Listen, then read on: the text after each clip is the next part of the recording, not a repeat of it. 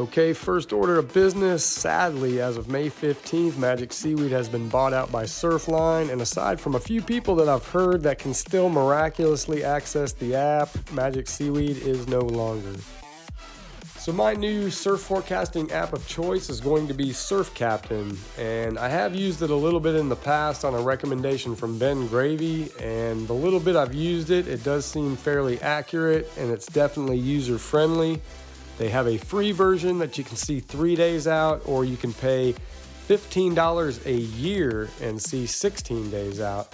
And I really like how you can just scroll along the timeline and see everything all at once, the wave height, the swell direction, wind direction, and tide.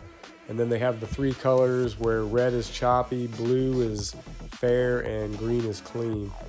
And then you can just easily shift to the next set of days and scroll along. So I'm really curious to see how good this app is now that I'm really going to start to use it. So it's definitely been on the flat side here lately on the Emerald Coast, and as a result I hadn't got to put out a video in a long minute. However, the last one I did put out, 5 things you need to know before surfing in Fort Walton Beach, is getting close to 1,000 views now, about 80 likes, and a huge shout out to everyone who's subscribed to the channel and consistently watches these videos. And for me, honestly, it's probably been a good thing that the surf has been on the flat side lately. My son and I went over to Las Vegas for his 21st birthday. He was meeting up with some friends for the EDC Music Festival, which I didn't want to go to that, but hey, I like going to Vegas, and when he wasn't at the show with his friends, we got to walk around, see the sights, spend a little bit of quality time together. And I even got to run into one of my favorite Las Vegas YouTubers, the Laughing Lion. And then the day after returning home, I ended up getting sick with some kind of cold or flu virus that kicked my butt pretty good for the better part of a week. And my guess is that I picked it up somewhere around here when we were packed into the Omnia nightclub in Caesar's Palace with roughly 4,498 other people listening to celebrity DJ Illenium rock the house.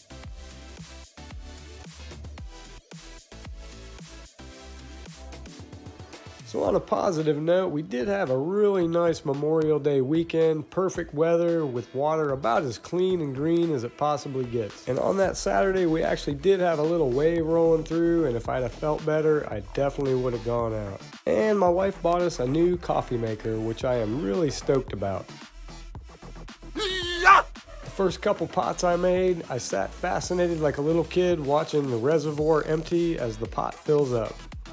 And on top of it, it does make an excellent pot of coffee. Perfect for the dawn patrol. And that brings us up to present day this morning, which is June 1st, the first official day of hurricane season 2023. And we got a little something spinning around out in the Gulf. Nothing major, but enough to get my butt out of bed early. Well, it's already light out, so obviously not that early. Buoy's showing 3 feet at 6 seconds. Got a light wind blowing out of the east-northeast, so it could potentially be kind of fun. So I'm on my way to the beach. Catch a few waves before work.